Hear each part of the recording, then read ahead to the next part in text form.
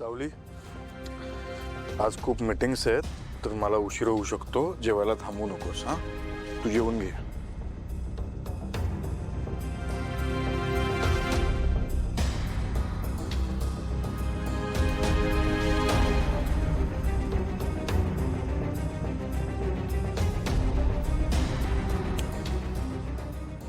कसला विचार करते?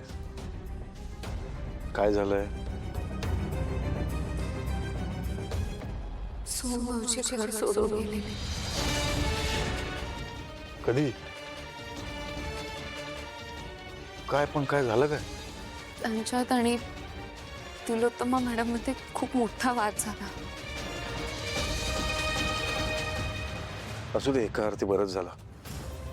कारण एवढ्या लवकर तर ताराला आई घरात घेणारच नव्हती. ताराकडेच गेला असेल ना तू.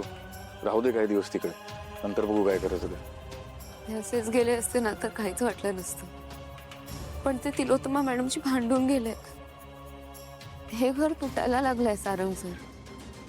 आधीच नील भाऊजी आणि ऐश्वर्या मॅडमचा संसार मोडलाय आणि आता तारा मॅडम आणि सोम भाऊजी घर सोडून गेले.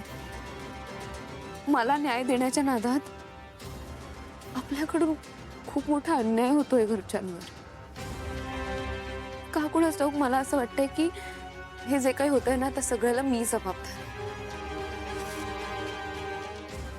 या जगात घडणाऱ्या प्रत्येक गोष्टीसाठी तू जबाबदार नाहीये सावली. प्रत्येक जण त्याच्या कर्माची फळं भोगतोय, बाकी काही नाही. उगाच सगळं स्वतःवर नको घेऊ. नाही सारंग सर, मला सांगा, या सगळ्या प्रकरणात सोम भाऊजींची आणि नील भाऊजींची काय चूक होती? त्यांना कसली शिक्षा मिळते?